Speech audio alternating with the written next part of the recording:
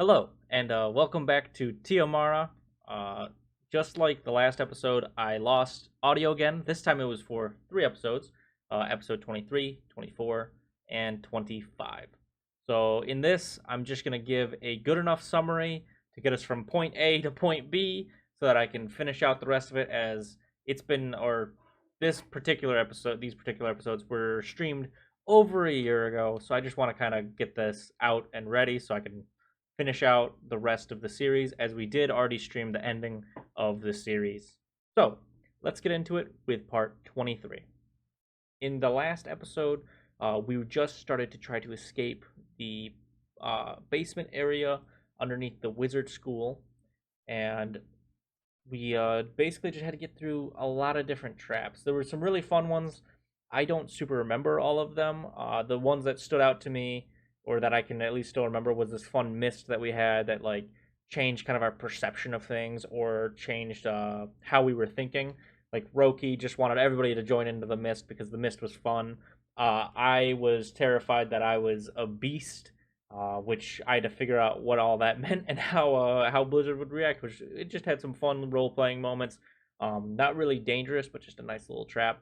We also had some really dangerous ones, and we almost died trying to get out of here. Our as you know, sometimes you gotta push it a little close to the edge as you're trying to run away from a bunch of guards who are probably gonna kill you if they find you. But after we got out, we then realized one, there was a goddess with us that could have helped a ton during the whole thing, even though she was weakened. That we completely forgot about. Even Jess forgot about it. That was fun. And then two, we the players forgot that we had a speaking stone that was connected to the two goddesses we already knew, who could have pulled us out of there at any time, super fast. It could have been a very quick episode, but instead we took the hard way because we were dumb and didn't remember what items we had, which is always a reoccurring theme. But after we made it out, we talked to Jerry, who was there from the monastery, telling us more information about what we should do next, how we should head over to the capital, and try to figure out what's up with the emperor. As the monks, I believe, were also going to get in position or get ready to destroy some of the casinos that were remaining with power amplification, so that we can then go after the goddess behind all of this. And with that, the episode came to a close. So we then move on to episode 24, where the first half of it was really just us discussing our plans of how we're going to get to this island. Because this island is within a lake, within an island, within a lake, within an island, within a lake, which seems like a lot, but really the only thing we couldn't do was teleport into the center island, as even the goddesses weren't strong enough to get through the barrier that is protecting it from all teleportation spells. Which also leads us to believe that there is some sort of power amplification unit. They're similar to the ones that were in the casinos, but much more powerful. So we decided on a plan that we're just going to teleport as close as we can to it, which was that ring right before the island. But we then had to either sneak on board a ship or find a way to sail across. Sailing across really wasn't an option, as the place is really well guarded, and we were probably going to get shot immediately if we tried to do that. So we decided it's best to try to sneak on a ship that's just delivering cargo, because we could just pretend to be some crew or try to hide in the cargo or something like that. I don't super know what our plan was, because I only had my audio, and I was just saying dumb plans just to be the kind of jokey that night. Um, but I believe it ended up being some invisibility spells and Tommy just being really stealthy and us just kind of working in, as well as the crew just being like, oh, whatever, like we, more hands are helpful or something like that. But at the end of that episode, we were able to get on the ship and start sailing away. Which then brings us to the next episode, part 25, where everything seemed to be going smoothly. We had our own bunk and stuff like that. But then the ship became under attack. I believe there was some water elementals. I can't remember what else was attacking us. I just remember it was an attack on a boat. And Roki and Tommy immediately rushed up to the top to try to help the captain and the crew take down the creatures so that we can continue on our journey. Blizzard Claw, on the other hand, got very seasick, lost a turn, as well as by the time Blizzard Claw finally made it up, Blizzard Claw didn't really help in the fight, as every attack I made completely missed, which is a shame, but it happens. It happens. So Tommy and Roki completely helped take down the creatures. Blizzard Claw was there, and the captain was very thankful for all the help that we all provided. Because in that sense, we all provided help equally. As I think I took a few hits. I might have went down because that's the running theme of this Tiomara is that I go down very frequently. I can't remember the whole series is done now, and I don't even remember how many downs I had. But it was a lot.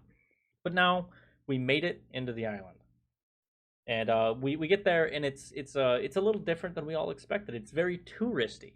There's like a main street with shops lining both sides. Lots of friendly staff that are there to help with any information that you need. Very clean park, trash cans everywhere, just to make sure everything is super clean. It's a super magical place, almost kind of like a theme park. But we also noticed that there's not really any outsiders around. Like there's a few here and there, but it seems to be only like a select group of people. As the Emperor is very paranoid right now, and that's kind of why we're here, is to kind of figure out that all that and see what's going on. Uh, so we need to come up with a plan because obviously we are very out of place here. So we decide that we're going to pretend to be some staff members, and to get our hands on some staff uniforms, we need a staff key card first to get into their lockers. So we then find a staff member who is over cleaning a bathroom. We jump him. I know I used the reduce or enlarge reduce spell to reduce him, and then I don't remember what else happened, but something happened. We ended up with a key card. That's all that really matters. Then we go. We all get some uniforms and pretend to be janitors. It was a little tricky as we had to look at this board and figure out where we could be, as they have it very planned out where all their employees are, so that they know at all times. Now, we also had to come up with some backstories. So the backstory that we ended up coming up with on the spot was I was the parent of these two. My wife died back in our old home, so I was trying to take care of them the best we could. And they, back in our old business where we were, which was a cleaning company, that's why we're janitors here. We're some of the best janitors around. They had to help out so that we could make ends meet. But we were scouted because we were very good at our job, even though we were just barely making it by. So we then told that story to a lot of people, and they were very sad because we made it sound really sad. And after a while, we learned that the two kids aren't technically supposed to be working. They should be in school, which we saw as an opportunity because we knew that the Emperor's daughter goes to that school, as it's the only school on the island. And if they could become friends with the Emperor's daughter, that could get us into the palace, which we need to get in there so that we can figure out what's going on, obviously. So there was also some close calls and stuff like that, as like obviously the ID we had wasn't technically our ID, and they have it very much linked up. So we had to get new IDs and register some things and do some nice rolls to try to get in there without getting caught that we are not supposed to be here and we are actually trying to infiltrate and stuff like that. But with that, that ends that episode. As the next episode will pick up with us sending them off to school and to see what information we can find out. But yeah, that'll finish it up. And like I said, I'm gonna try to get the rest of these Tiomara episodes up, edited and posted as quickly as possible, so that I could start editing the new series that we have. And we actually have a couple new series, as this was over a year, almost a year and a half ago that it originally aired over on Twitch, but things came up, so I couldn't edit this part until now, especially since I edited the last part and I was like, oh shoot, it doesn't have audio. I'll make that video real quick. And then I checked the next part. I was like, oh crap, that doesn't have audio. And I checked the next couple. I'm like, oh crap, there's not a lot of audio here. After that, I then found audio, but just took forever to get to these because it's just a pain listening to just one side of audio and trying to decipher what exactly we're trying to do there. But nevertheless, this is out now, so I can start finishing up the rest and we can finish up this series. And thank you all for watching, and I hope you enjoyed.